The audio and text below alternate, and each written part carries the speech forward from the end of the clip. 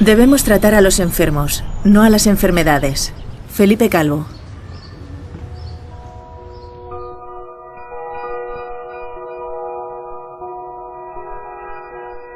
Como dicen los americanos, I'm sorry, lo siento, pero cuando hablo con un médico y un médico amigo como tú, doctor Calvo, me acuerdo de mi padre. Lo que pasa es que él era médico rural, ¿no? Y entonces pasaban por casa, por el despacho, en un pueblecito de 300 habitantes. Pasaban por la casa los que se habían roto una pierna, una gitana que estaba debajo del puente y acababa de parir,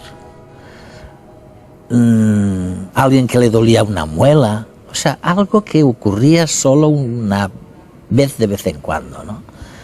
Y tú eres un gran oncólogo, o sea, y yo veo que la gran diferencia vuestra con mi padre es que vosotros estáis viendo a toda la gente prácticamente cada año para ver si tiene algo.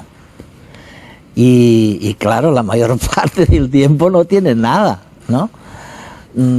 ¿Os afecta eso de andar buscando siempre a ver qué pasa con este cuerpo? Que claro, a fuerza de mirar tantas veces, siempre debéis encontrar algo, ¿no? Me gusta mucho lo que acabas de comentar, porque nosotros somos herederos de esa forma de hacer medicina y admiradores. La sanidad, tal y como la entendemos hoy en día, pues es un sistema de grandes colectivos que tiene usuarios individualistas. Nuestros pacientes no les gusta mucho que se les trate colectivamente. No, Pero en el caso de la oncología, a nosotros casi siempre nos llegan los pacientes ya con un tumor diagnosticado, y en ese sentido trabajamos sobre una enfermedad que ya ha ocurrido. Es verdad que dedicamos mucho tiempo, afortunadamente, a hacer medicina con los enfermos curados, que han superado su enfermedad. Sí. Y estamos viéndolos en revisiones y ahí andamos buscándoles a ver si vuelve a reactivar o no vuelve a reactivar la enfermedad. Esa es una parte de la medicina oncológica muy especial. Tenemos que darles la impresión de que ya no son enfermos, y nosotros tenemos que tener la alerta de que si la enfermedad reactiva, ser capaces de tratarla precozmente y con éxito nuevamente.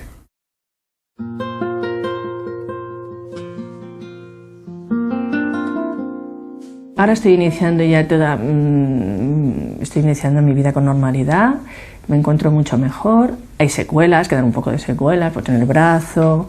Yo soy escultora, no puedo trabajar al 100% en mi trabajo, pero todo esto vas aprendiendo paso a paso también a renunciar a cosas.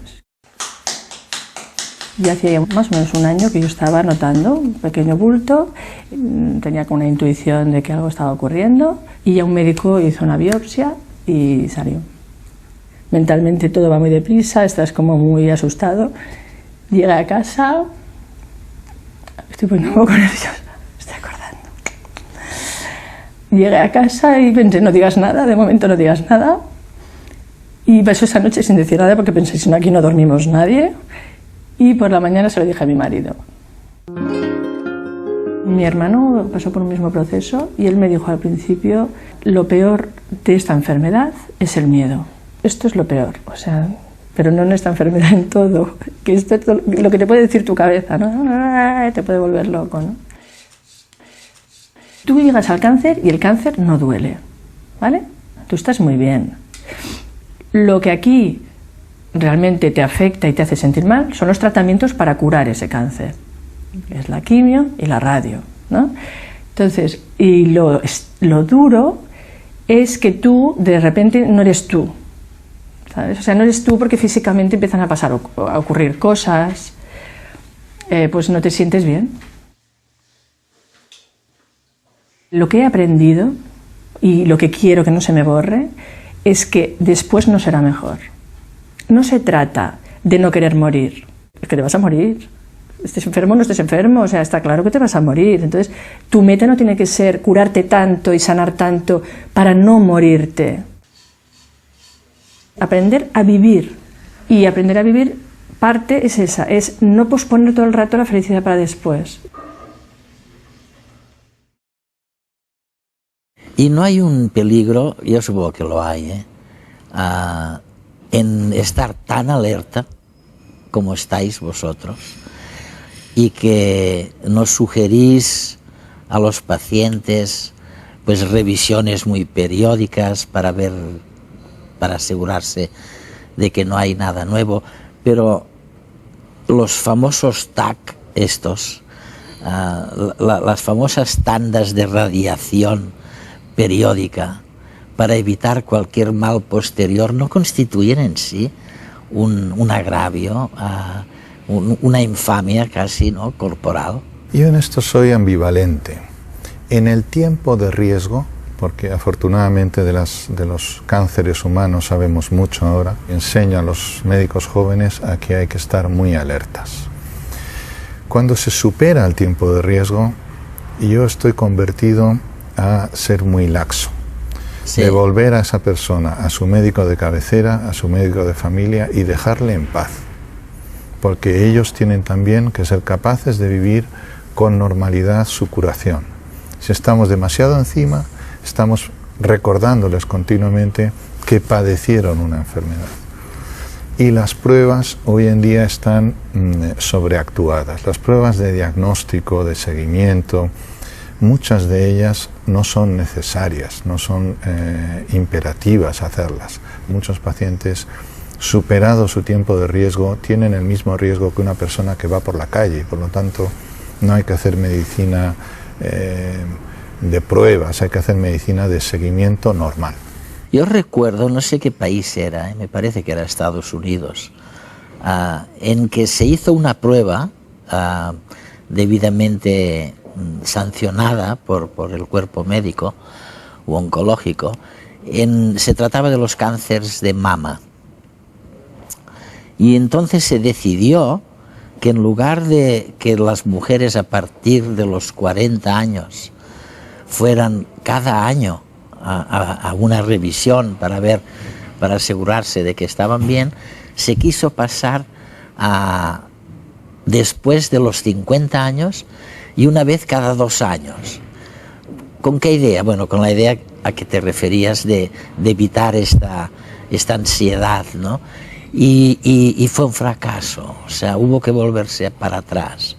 ¿Cómo explicas eso? Bueno, yo lo recuerdo muy bien porque fue una polémica, primero que duró mucho tiempo y que enfrentó también a diversos sistemas sanitarios. La evidencia científica apoyaba el ser más laxo en el seguimiento, pero la fuerza de las emociones, la sensación de que no queremos tener ni siquiera anécdotas que justifiquen un paciente que no llega a tiempo a su recidiva, etcétera, hizo que no se aceptase socialmente. Y de hecho, hoy en día el estándar sigue siendo revisiones anuales a partir de Increíble, ¿no? Sí. Yo recuerdo, tampoco sé muy bien dónde he leído esto, recuerdo que para salvar un enfermo de cáncer de mama, por ejemplo, estadísticamente tienes que controlar a más de 2.000 o cerca de 2.000 personas, ¿no?, para supuestamente salvar una vida. Entonces, claro, en términos de administrador del sistema sanitario dices, esto es un derroche, no lo puedo soportar. Es nuestro reto de presente y de futuro. Yo creo que todos los oncólogos estamos en autocrítica en ese nivel. Sabemos que muchas de las cosas que hacemos están en el límite de lo que es recomendable según la evidencia científica, y eso tiene que ver con el tratamiento y con el diagnóstico.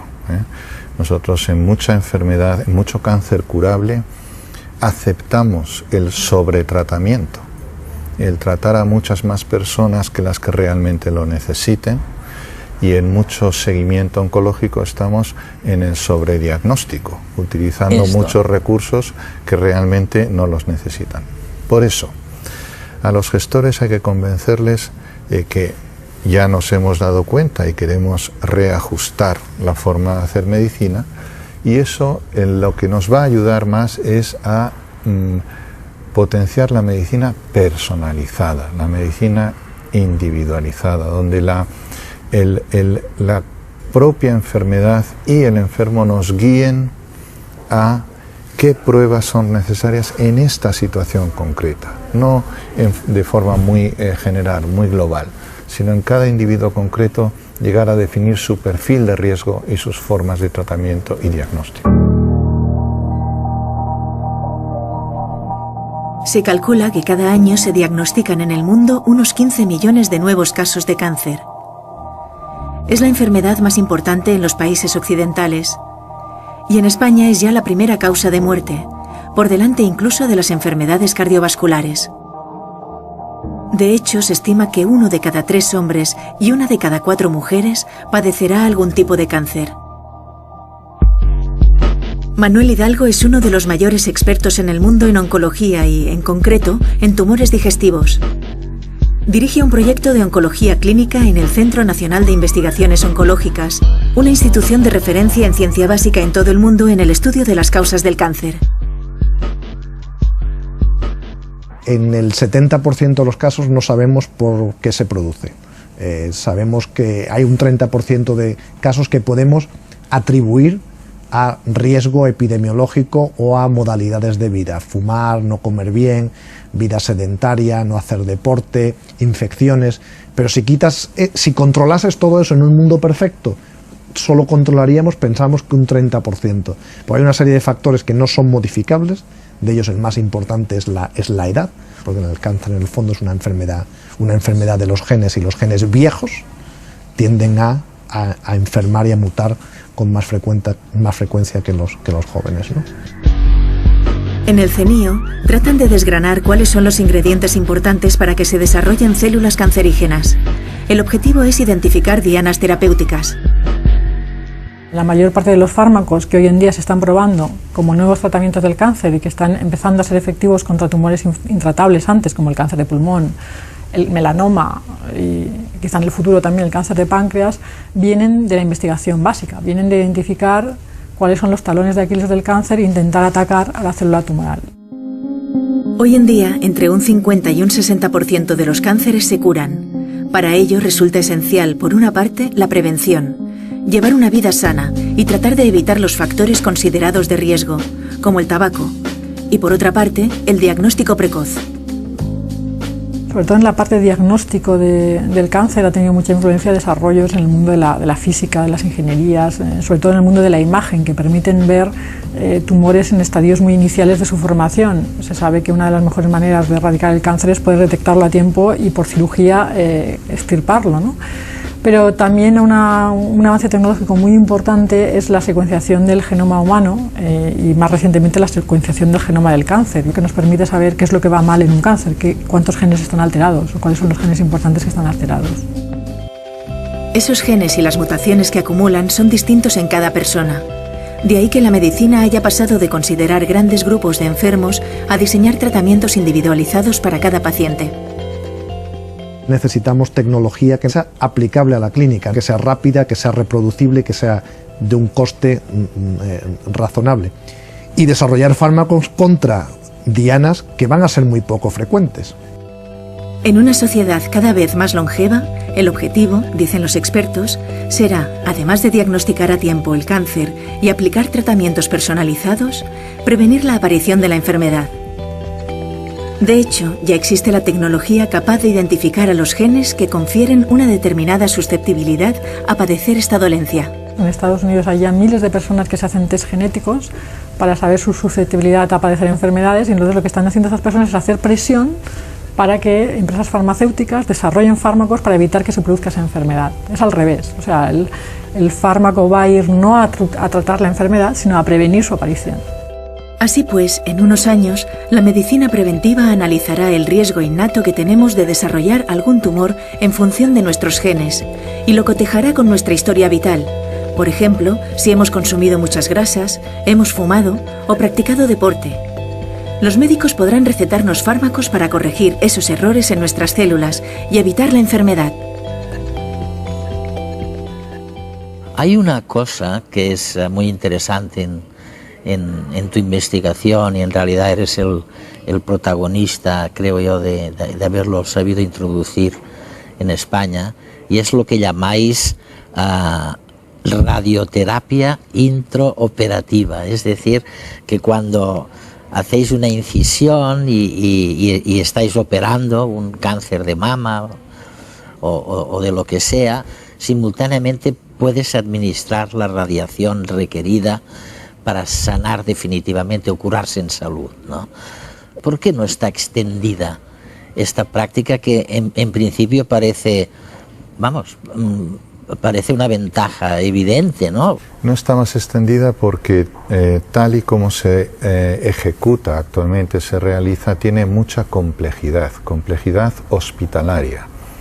De hecho, necesita la colaboración de anestesistas, de cirujanos, de radiofísicos, de especialistas en oncología radioterápica, y hace que para poder hacer algo tan simple como dar radiación durante una operación, tenga que haber unos 22 profesionales del hospital coordinados haciendo ese proceso. Lo cierto es que a medida que los resultados se han ido consolidando, los hospitales, que son muy competitivos, académicos, incorporan la técnica progresivamente. Entre otras cosas porque es muy eficiente, es costo eficiente. Somos capaces de convertir el tratamiento de cirugía y radiación en día único. En lugar de 7 u 8 semanas, claro. Quitando la frecuentación, quitando la necesidad de que los pacientes se desplacen. La clave para poder dar ese servicio de forma sostenible es la tecnología miniaturizada. El conseguir que los aparatos de radiación quepan en un quirófano, claro, no molesten, sean rápidos en la forma de administración de la radiación, y el proceso quirúrgico apenas se vea alterado. Eso es lo que hoy en día tiene fuerza, lo que se implantará en el futuro en todos los sitios, y tiene el elemento de miniaturización, que es la tendencia de la tecnología hospitalaria también. Todo va a miniaturizarse. Bueno, es la pregunta imposible, ¿no? Y no me la hago solo yo, sino que se la hace todo el mundo en la calle, aunque paradójicamente, por lo que tú decías antes, la gente no lo quiere aceptar, ¿no? Pero mi pregunta es la siguiente: ¿realmente estamos seguros de que vale la pena reducir el riesgo de caer enfermo en el futuro administrando radioterapia justo cuando acabas de operar? Quiero decir, si has extirpado la fuente de la zozobra, oye, ¿vale la pena correr el riesgo de aplicar radioterapia en estas condiciones? Casi todos los días tengo que, de una manera u otra, contestar a esa pregunta. Hay muchas personas que preguntan por qué se utilizan tratamientos preventivos. Porque en oncología hoy en día estamos 3 pasos por delante del riesgo de la enfermedad. En primer lugar, porque cuando trabajamos en un contexto preventivo es cuando obtenemos los mejores resultados. Cuando se ven los grandes grupos curados de pacientes es cuando se ha trabajado con quimioterapia preventiva, con radioterapia preventiva. Preventiva no es un buen término, sí, pero es un término que se entiende muy bien. Una vez, no hace mucho, estaba en la sala de espera de un médico y entró de pronto en la sala de espera una persona extremadamente amable y buena persona que yo había conocido como conductor, años atrás. Y llegaba allí y me preguntaba porque aquella mañana él no estaba seguro de lo que le iban a hacer. No sabía si le iban a aplicar la primera dosis de quimioterapia, pero nadie le había dicho exactamente qué es lo que tenía. Y ya sé que esto es pasado, pero ha habido una falta de relación humana. Pero ¿esto en qué sentido está cambiando este trato? Está cambiando mucho, muchísimo. Y en mi propia vida profesional, en los años de vida profesional, no tiene nada que ver la manera de relacionarse médico-paciente de hace 3 décadas con la actual. Tenemos que enseñar a la gente más joven con nuestro ejemplo que nos interesa más la persona que tenemos enfrente que su tumor. Tras diagnosticarle a una persona un cáncer, comienza para ella y su familia un largo proceso de pruebas y tratamientos médicos que afectarán a su calidad de vida y también a sus relaciones sociales. Los enfermos y sus familias pasan por momentos de mucho dolor y sufrimiento y necesitan contar con apoyo psicológico y también social. La vida de una persona con cáncer suele haber un antes y un después del diagnóstico. Es una ruptura de la salud, obviamente, es una ruptura con tu vida cotidiana, es muchas veces una ruptura con tu vida profesional, en muchos casos, desgraciadamente, es una ruptura de tu vida marital. Por lo tanto, es una ruptura importante, ¿no?, que necesita de un gran apoyo, no solo clínico, que en ese sentido España es extraordinario, ¿no?, sino también de lo que quizá carecemos, que es un gran apoyo psicológico-social. Es decir, el cáncer tiene como 2 fases desde el punto de vista emocional. Una fase inicial en la que yo creo mucho en el tratamiento farmacológico y una fase más a medio y largo plazo, que es tan pronto como enseñemos al paciente y a su familia a convivir con la incertidumbre y a convivir con la enfermedad, mejor se sentirán ellos en términos de calidad de vida, ¿no? Ese trabajo es más psicológico. Albert Jubey padece cáncer y es el presidente del Foro Español de Pacientes, una asociación que brinda apoyo psicológico a los enfermos y a sus familiares. También los psicooncólogos son de gran ayuda. Cuando las personas reciben un diagnóstico de cáncer, es importante que sepan o que puedan dialogar con el profesional de psicooncología acerca de cómo se enfrentarán o cómo deberán comunicar la noticia a los demás, ¿no? Esto es muy complicado. Tienen muchos miedos, no saben exactamente qué cantidad de información deben comunicar a los demás. Lo importante es comunicar lo que la persona que va a pasar por la enfermedad necesita. El paciente lo tiene que expresar, porque las personas que están con él no pueden adivinar qué es lo que necesita y cuando él lo necesita, ¿no? Paradójicamente, si bien el cáncer genera sensibilización en la sociedad, todavía sigue despertando estigma. Desde las asociaciones de enfermos, como el Foro Español de Pacientes, una de las tareas que se lleva a cabo es luchar contra ese estigma que va asociado a la enfermedad. Todo el mundo tendría que ver en el paciente con cáncer algo que le puede pasar a él o a un familiar suyo, ¿no? La posibilidad de que directa o indirectamente te toque a ti el cáncer es muy alta, ¿no? Por lo tanto, el paciente con cáncer, desde su vulnerabilidad, tendría que despertar el instinto de solidaridad de los demás, ¿no? Sí me gustaría tener tu opinión sobre la famosa quimioterapia, ¿no?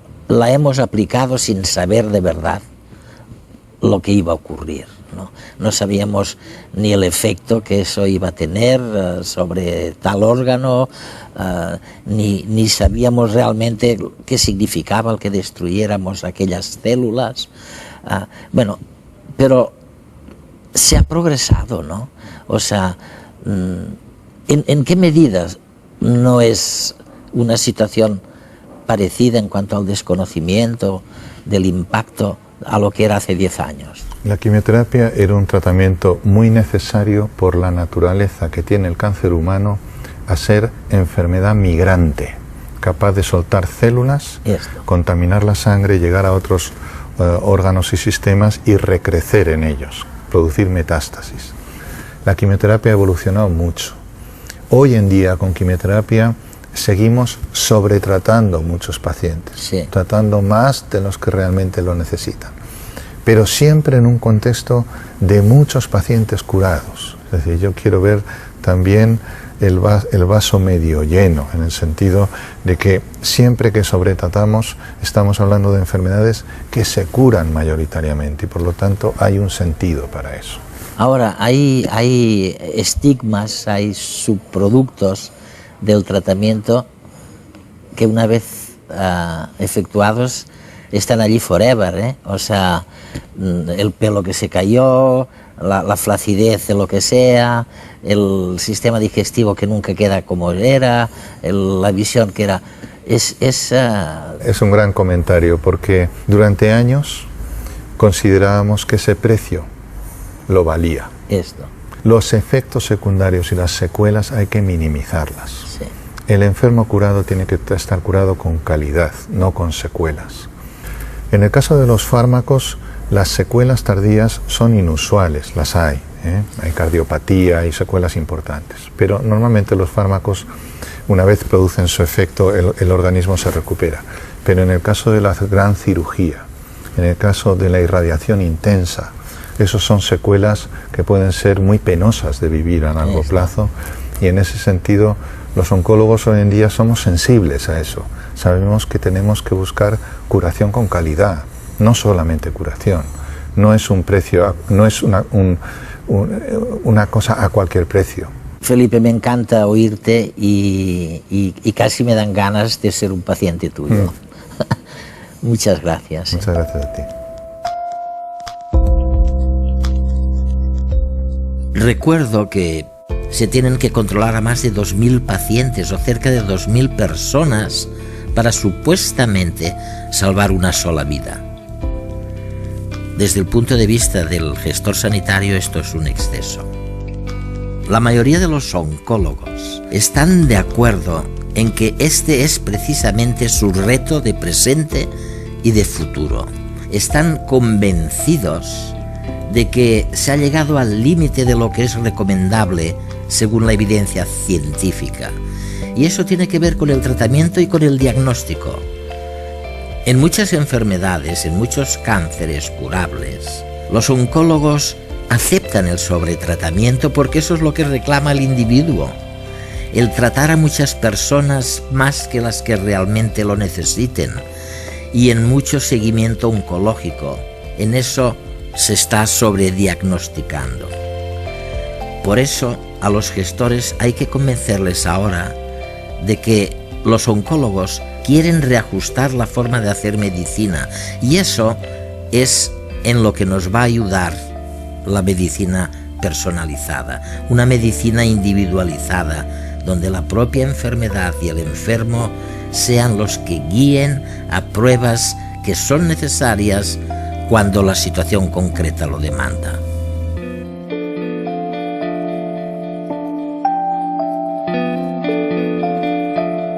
En oncología, los mejores resultados se obtienen en un contexto de prevención. Felipe Calvo.